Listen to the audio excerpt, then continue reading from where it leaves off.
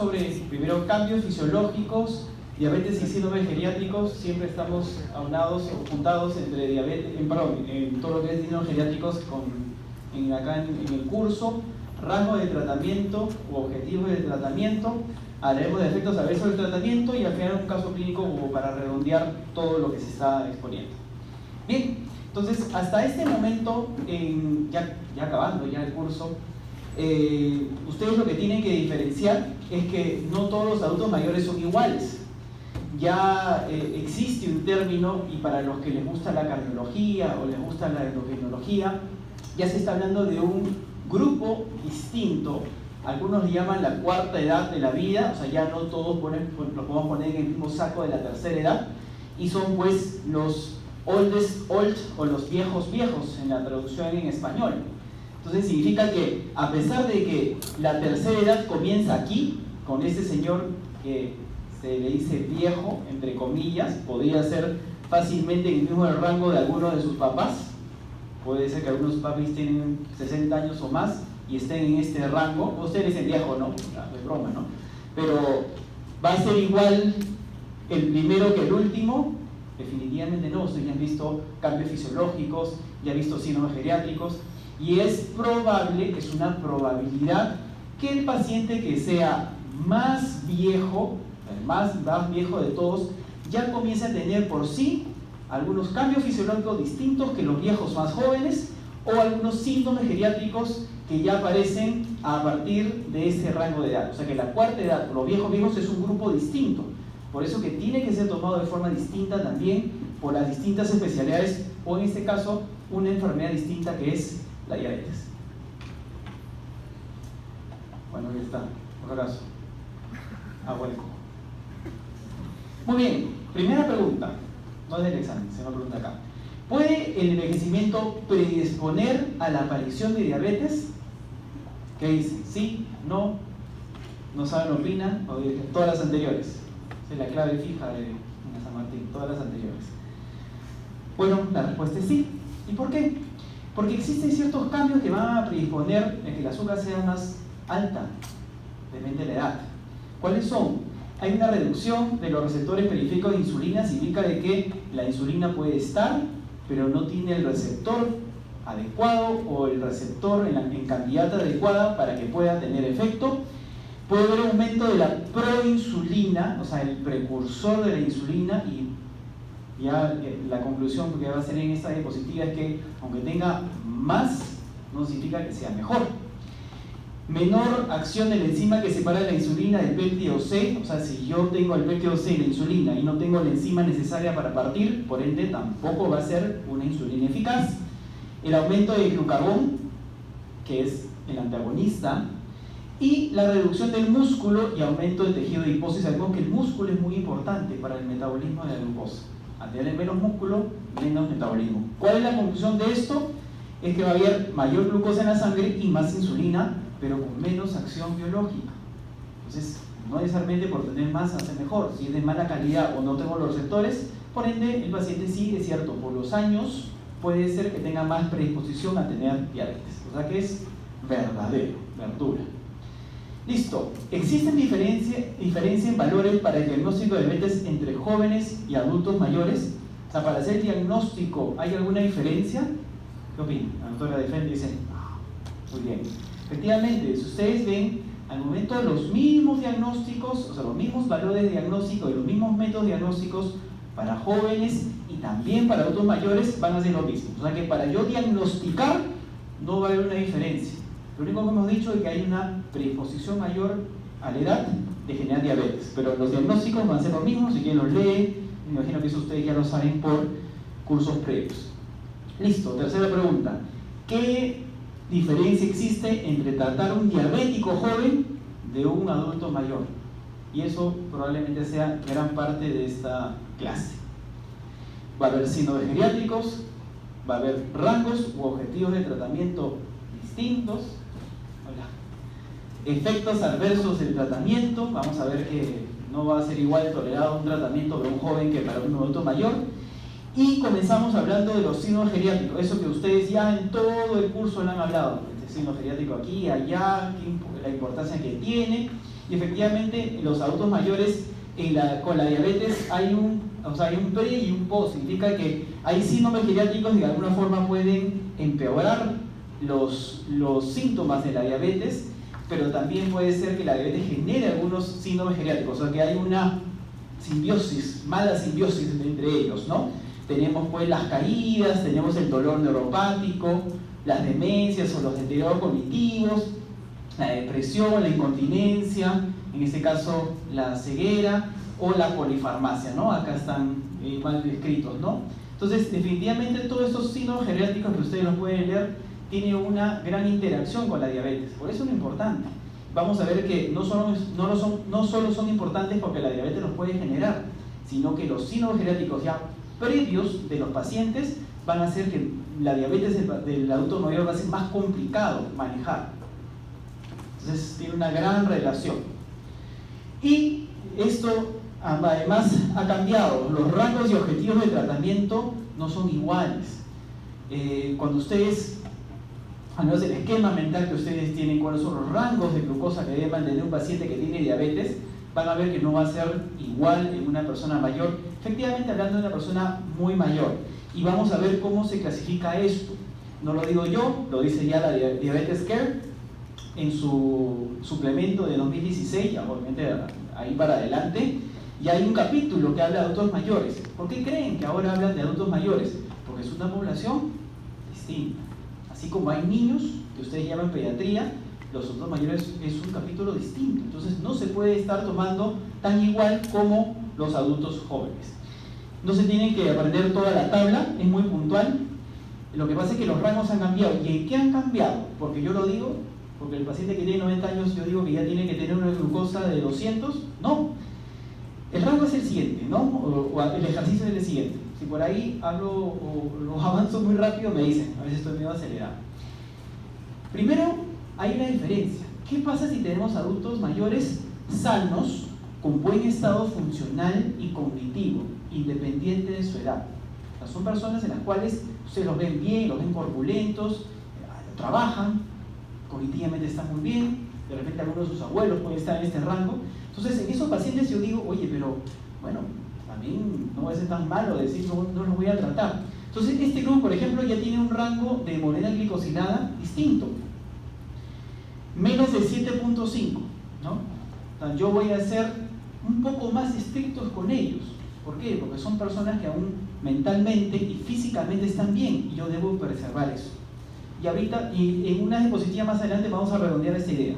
Entonces, los que son sanos y buen estado funcional, o sea, estamos hablando de evaluaciones cognitivas y evaluaciones funcionales, van a tener un control muy cercano al que fuese pacientes jóvenes. Pero ¿qué pasa que si mi grupo de pacientes o los pacientes que yo estoy viendo son complejos, múltiples enfermedades y tienen un regular estado funcional o cognitivo? Entonces, en este grupo de pacientes yo ya no voy a ser tan estricto como el anterior. Probablemente mi meta de hemoglobina glicosilada va a ser menor de 8 a 1. Pero tengo un tercer grupo. El tercer grupo va a ser el que las enfermedades son muy complejas, una función cognitiva muy avanzada o una funcionalidad bastante deteriorada. En este grupo probablemente su nivel va a ser menos de 8.5. No quiero que ahorita se queden con el valor, sino con la idea. ¿Y cuál es la idea? Y acá está el segundo. En el segundo grupo, en el cual ya tiene ciertos cambios cognitivos y funcionales, la expectativa de vida es intermedia. Estamos hablando ya de expectativa de vida.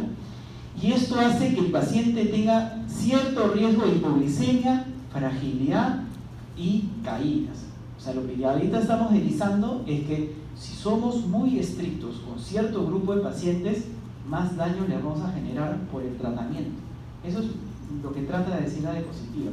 Entonces sí vale la pena estratificar a nuestro adulto mayor, porque probablemente mi tratamiento, por yo tratar de mejorarlo, lo puedo empeorar.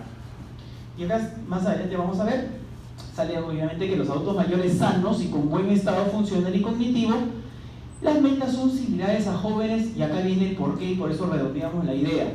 Porque cuando de repente a la doctora se le diagnostica diabetes el día de hoy y yo la voy a tratar de forma muy estricta para prevenir que no tenga problemas a largo plazo cardiovasculares, ¿cuánto tiempo mínimo debo esperar para la intervención notar alguna mejoría o ver un impacto? De 8 a 10 años. O sea, sí hay un tiempo para yo revertir ese riesgo que tiene este paciente, en este caso la doctora. Entonces, si yo tengo un paciente que está funcionalmente mal, cognitivamente mal, y que probablemente su expectativa de vida sea 2 o 3 años, la pregunta es, ¿para qué voy a ser estricto? Si probablemente se va a morir antes. Y no solo se va a morir antes, sino, disculpe la expresión, yo lo puedo matar antes, por los efectos secundarios del tratamiento.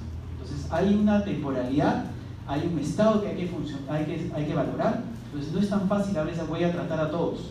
Hay que estratificar, porque mi tratamiento los puede matar, y hay un tiempo en el cual yo, para ver los beneficios, son por lo menos 10 años.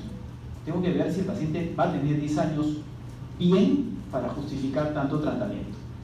Esto es en los jóvenes. O sea, si un paciente joven, por ejemplo, sus abuelos jóvenes o sus padres tienen diabetes recién, hay que tratarlo como tal, hay que ser estrictos, ¿no?, en ejercicio y todas las medidas, ¿no?, porque teóricamente están bien, pero no son todos. Esto ya es una redundancia, pero para que vean que no solo es no es solo una revista que lo dice acá, y otra, la cual la American Geriatric Society ya habla también lo mismo, ¿no?, para pacientes que son funcionalmente, y habla de funcionalidad, ¿no?, buena funcionalidad, menos de 7, ¿no?, frágiles o expectativa menos de 5 años, lo que les digo, tiempo, ya 8%, o sea, ya no solo está hablando de la Diabetes Care, no está hablando solo la Asociación Americana de Diabetes, sino otras revistas más o otras asociaciones. Acá está el Departamento de Veteranos también en Estados Unidos, también habla lo mismo, habla que si el paciente tiene comorbilidades pocas o leves, menos de 7%, igual, la expectativa moderada de 5 a 15 años, 8%, y menos de 5 años, 9%. Sigue siendo la misma idea, no son valores lo que ustedes se tienen que aprender, sino es la idea. La idea es que hay que estratificar el paciente, y dependiendo son los controles de hemoglobina glicosilada. Pero hablemos un poquito de la hemoglobina glicosilada, porque, a ver, en la época que yo era estudiante, no me acuerdo si existía, o si existía por ahí, de repente a los últimos años de medicina, era como que, wow, pues no, lo máximo, ¿no? Y se usaba más que todo para hacer un seguimiento a los pacientes, ¿no? Actualmente es un método también, no solo de seguimiento, también como diagnóstico, pero hay que, como dice, frenar un poquito y analizar las cosas, ¿no? Primero, ustedes saben que la hemoglobina glicosilada es un porcentaje, ¿correcto? O sea, si yo tengo, por ejemplo, 9 hemoglobina glicosilada, teóricamente el paciente ya tenía un rango, pues, de 2,15, ¿no?, de glucosa, ¿no? Antiguamente, y la verdad es que esto parece broma, pero los lugares los cuales decían que tenían hemoglobina glicosilada y que, bueno, no lo tenían, agarraban al ojo esta tablita y decían, a ver, ¿cuál es la glucosa del paciente? 2,15, listo, ponle 9. Así era antes. Bueno, ¿no? O sea, no tenían la máquina. O sea, ¿a cuánto está? A 115, ponle 6. Pues por eso también hay que ver dónde ustedes solicitan la hemoglobina glicosilada. Hay algunos sitios que hacen eso, y eso no es un control adecuado, ¿no? Muy bien, entonces saben que es un promedio, pero el promedio también uno se debe evaluar y se tiene que valorar. Y igual, lo mismo, ese es la Global Guideline de diabetes, y lo mismo, ¿no?, ver la actividad funcional, es lo mismo que todo. Listo, entonces, para pacientes con complicaciones asociadas con comorbilidades múltiples y pobre funcionalidad, este es un poco ya el resumen, el poco beneficio del tratamiento a largo plazo y estricto, y mayor riesgo de hipolicemia. Ya eso es para resumir, un poco más de lo mismo, ¿no? Entonces ya saben que no todos se tratan igual y hay una población de riesgo con el tratamiento. Muy bien, efectos adversos del tratamiento hay que mencionar. Ya acaba esta diapositiva que a mí me gusta mucho, esta y la siguiente. Ambos pacientes, miren, tanto el paciente A, que está en azul, como el paciente B, que está en rojo, ambos tienen una hemoglobina glicosilada de 6.1. Si ustedes son muy poco o no analíticos, ¿qué van a decir? Usted está, pero chévere, muy bien. Usted lo abraza al paciente y encima lo invita a comer un helado en la esquina porque ha llegado a su meta, ¿no? 6.1. ¿Será cierto eso? Lo que pasa es que la hemoglobina glicosilada, ¿qué cosa es? Es un promedio. Y fíjense cuál es la gran diferencia, ¿no? Vamos a ver el de azul. El de azul, ¿qué sucede? Acá tiene 250 de glucosa y lo más inferior es 50. ¿Qué está haciendo el paciente? Sube, baja, sube, baja, sube, baja, ¿no? Y el sube y baja le genera un promedio. Y ese promedio, por las bajas, no se va a notar tanto por los saltos. O sea que 6.1, pero de arriba y abajo. O sea, y acá viene esto, ¿no? Tanto las hiperglicemias como, ojo, las hipoglicemias generan daño al paciente. Y ya últimamente se está tomando más importancia las hipoglicemias. Las hipoglicemias generan mucho más. O sea, yo la verdad que estoy más preocupado de las hipoglicemias que de las hiperglicemias en pacientes diabéticos. Son las que más rápido generan descompensaciones o más daño producen. Y obviamente el paciente B va a tener 6.1, ¿por qué no? Más bien se controla muy bien, no oscila tanto, es lo que debe ser, es un buen control. Entonces, ojo, también cuando nosotros vemos solo hemoglobina glicosilada, nos puede engañar. Entonces, hay que controlar continuamente, no hay forma, no suple otra cosa. A pesar que ustedes lo ven en las guías, la hemoglobina glicosilada se usa mucho, pero ustedes tienen que hacer un seguimiento del paciente. ¿Ok? Entonces, las hiperhipoglicemias producen daño, así que hay que tener mucho cuidado porque al final la hemoglobina glicosilada es un promedio. ¿Bien? Listo. Entonces, ¿y qué efectos adversos del tratamiento me generan riesgo de hipoglicemia? O sea, ¿qué me puede generar riesgo de que este paciente tenga una hipoglicemia? Ya haciendo la introducción que la hipoglicemia hay que tener la importancia. Primero, función renal baja. Y ahí entran casi la mayoría de pacientes adultos mayores. Ya en teoría, me refiero a la teoría que han hecho, por lo menos los pacientes cuando pasan los 80 años, teóricamente tienen 50% menos de función renal. O sea, solo por ser viejos, es un promedio, no todos pueden entrar en el mismo saco. Entonces, ojo, función renal baja. Respuesta hormonal tardía también es un cambio que puede existir por envejecimiento. Ingesta variable, nadie me deja mentir que los adultos mayores pueden tener una disminución en la ingesta. Polifarmacia, ¿no? Especialmente si están tomando un grupo de medicamentos como los beta bloqueadores o los calcio antagonistas, va a haber la disminución de la respuesta adrenérgica. ¿Y eso qué puede hacer? Que el paciente cuando tenga hipoglicemia no haga taquicardia, no haga las manifestaciones de sudoración, las que nos dan las alarmas, ¿no? Entonces el paciente puede estar recién en 20 glucosa y ya cuando comienza a convulsionar dice, uy, creo que está con hipoglicemia. Absorción intestinal lenta, igual, ¿no? Cuando el paciente está, o sea, come y yo le pongo la insulina o pongo un medicamento, pero la digestión es lenta y en ese momento tiene poca glucosa en la sangre, puede generar definitivamente pues, una hipoglicemia. Y acá, las dos que están en negrita siempre son las más importantes y son siempre las que seguro deben estar con preguntas del examen, ¿no? Las hospitalizaciones recientes y el cuidador no capacitado, pero que también son parte de nosotros, digo, de nuestro campo de la geriatría. ¿Por qué creen que un paciente hospitalizado reciente hay que tener mucho cuidado por riesgo de hipoglicemia? ¿Por qué creen? Ya, por cambio de la dieta, muy bien. ¿Alguna medida así? Yo sé.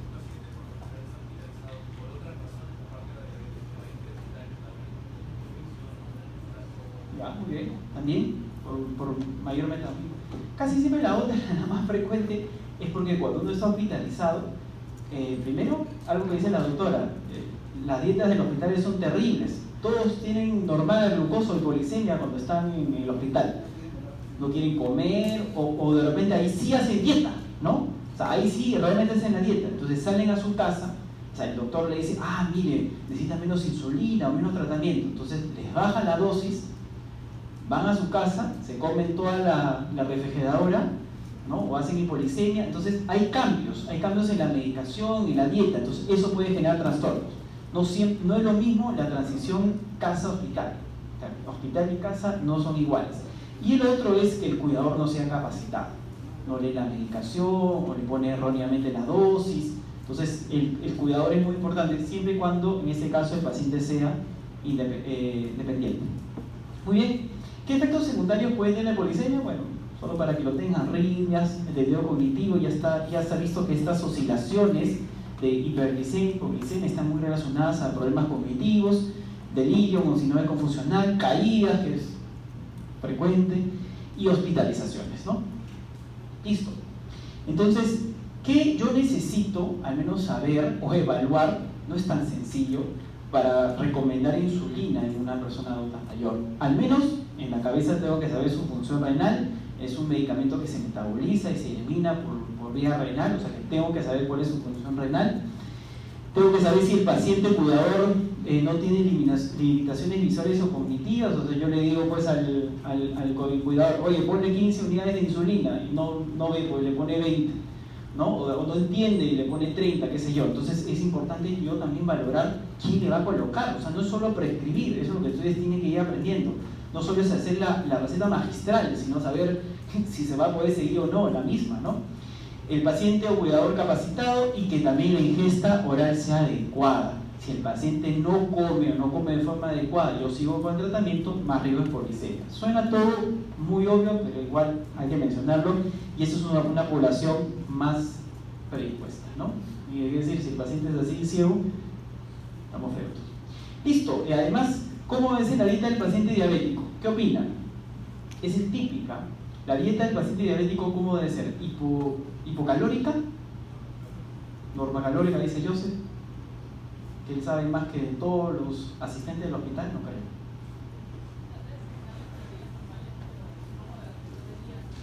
Ya, muy bien. Al menos tiene el concepto, pues, mejor el concepto que en el hospital que trabajo.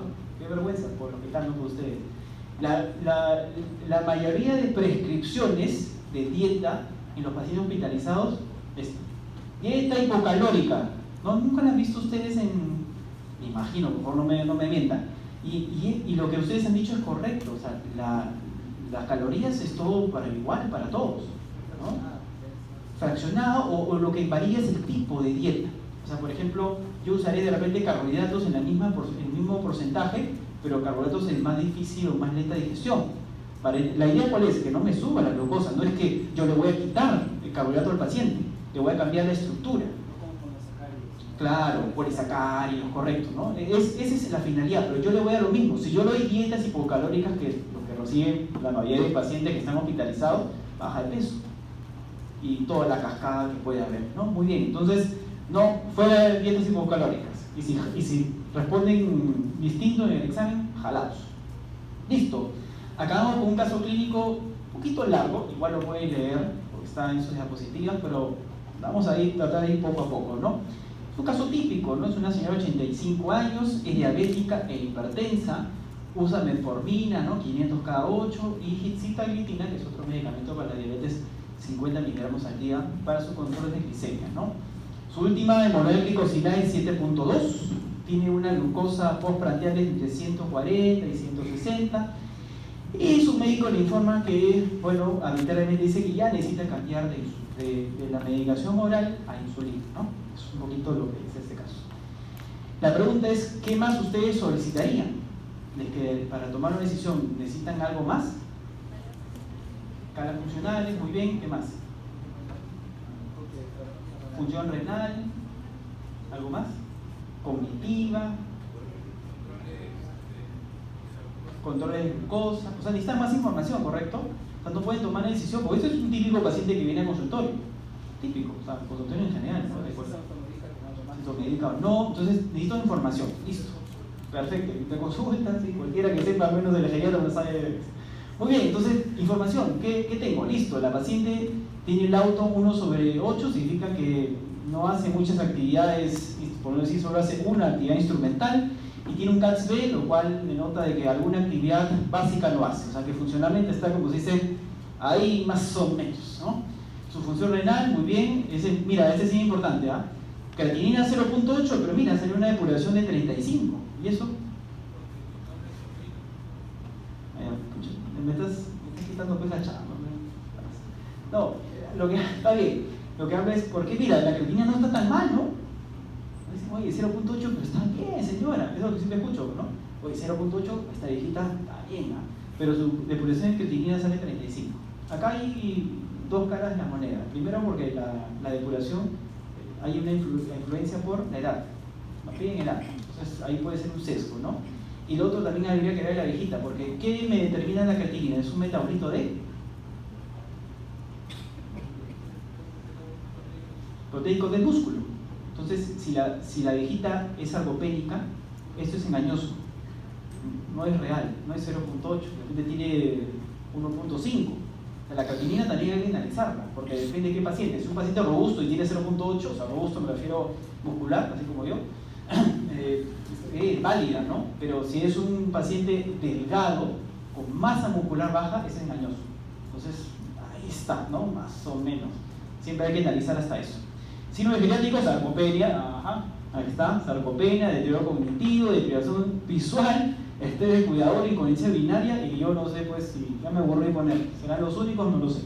Pero ya con esos, la cosa no está, hasta ahí dio, poner insulina, ojo, está medio difícil, y no sé si lo necesita, y ya me adelantó, no sé si la metformina está bien o no, hay que cambiarla, creo que por eso le quiso cambiar el médico que la vio. Muy bien, y encima tiene otras comorbilidades: hipertensa, insuficiencia cardíaca, enfermedad renal ya 3 a 4, retinopatía diabética, neuropatía diabética, ¿no? Y ustedes en ese momento dicen, ya sabes qué, mejor interconsulta a otro lado porque está bien difícil el caso. Toma su medicación, toma bisoprolol, timolol gotas, difenipino, gabapentina porque tiene un dolor neuropático, y su aspirinita que nunca falta, pero por ahí le puede fallar más el riñón. Listo. Fuerza cardíaca, 50, ojo, tiene 50, usa betabloqueadores, además usa las gotitas de timolol, que también son betabloqueadores, y eso también influye, por si acaso, y se ha caído, o sea, tiene riesgo de caídas. La cosa, ese es un caso real, para que vean que todos los análisis que uno tiene que hacer para ver un paciente adulto mayor y diabético. Presión arterial 160 también, media bajetona, peso 60 y mide 1,72, un caballazo, pero pesa 60, ¿no? Entonces también eso influye bastante, y por eso la sarcopenia, y por eso también esa creatinina engañosa, ¿no? De 0,8. ¿Bien? Y bueno, pues no, la dieta le recomiendan nada sin sal porque es hipertensa, y por ahí las famosas dietas hipercalóricas para la viejita, ¿no? ¿Quién de acá come 1200 kilocalorías?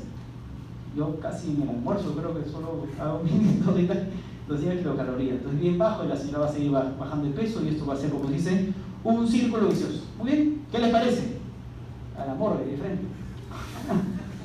Pues necesita una intervención la señora, ¿no? Necesita una visión un poco más amplia, necesita un poquito más de, o sea, no solo decir yo le cambio insulina o quédese con el tratamiento, ¿no? Necesita una cosa un poco más interdisciplinaria, como hablamos los geriatras, ¿no? Entonces, ¿cuál sería el plan? Pues un plan propuesto, ustedes pueden proponer, es una idea, esto no es para el examen, es para la vida, que la dieta de repente se regule, ¿no? Entre 25 a 30 kilocalorías por peso, y hablamos que hay que darle lo que necesita el paciente, no lo que yo creo que debe ser lo hipocalórico. Un poco de sal adicional, porque también sin sal no come. ¿Quién come sin sal? Horrible. Y aparte, ya así la señora tenía una presión de 160, o sea, un poco hipotensa, ya estoy yendo al extremo, ¿no? Hay momentos en los cuales, no para el examen esto, pero para la vida, hay momentos en los cuales uno puede ser tan estricto. Eso yo cada vez me convenzo más. Si yo quiero poner a todos en un mismo saco, voy a fallar. Yo tengo que tratar de individualizar en qué caso puedo ser un poquito más laxo, ¿no?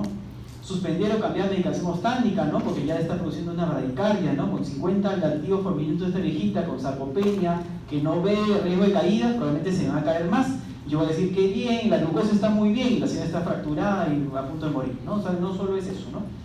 Hay que capacitar al cuidador, quien la vaya a cuidar, no hay duda de eso, la señora necesita un cuidador. Reducir progresivamente la dosis de los antidiabéticos según los controles, de repente ya se me está pasando mucho, o según lo que hemos hablado, 7.1 para ella, que es una paciente ya con problemas cognitivos, que es una paciente en la cual ya tiene riesgo funcional, de repente 7.1 para ella no sea pues un control adecuado, de repente llegar a 7.5 o 8, no lo sé, pero ya no puedo ser tan estricto con ella, es como el mensaje, ¿no? Control de presión y ajuste de medicación antihipertensiva por la baja de presión. Y bueno, al final el cherry siempre es hacer una evaluación geriátrica integral, ¿no? Si es posible, o al menos yo saber como médico, en el caso de ustedes, también que les corresponde decir, bueno, ese paciente es muy complejo, lo voy a derivar, bueno, al médico internista, geriatra o quien sea, que la pueda ver de forma integral, o hacer las interconsultas respectivas, ¿no? Porque en esos casos, más bien, a veces uno cuando sale del médico dice, no, yo puedo hacer todo, ¿no? Pero tengan siempre la cuenta en la cual ustedes, al momento de derivarlo a un paciente, a un especialista, también es una buena forma de hacer medicina. O sea, no van a derivar a 20 especialidades, pero 2 o 3 que son muy puntuales. Si ustedes creen que el paciente va a mejorar, ¿por qué no?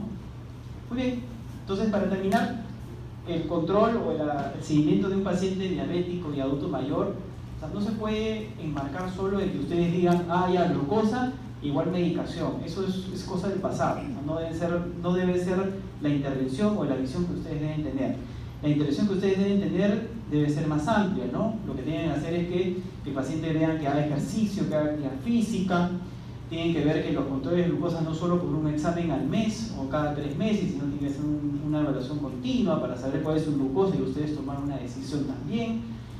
ver la función del riñón, proteger el riñón, valorarlo, analizarlo y por último pues ver que el paciente coma, o sea, cuáles son sus hábitos alimenticios, cuáles son las cantidades, que tenga una buena dieta. Entonces el manejo de la diabetes, especialmente en pacientes mayores, no puede ser lineal, esa es cosa del pasado.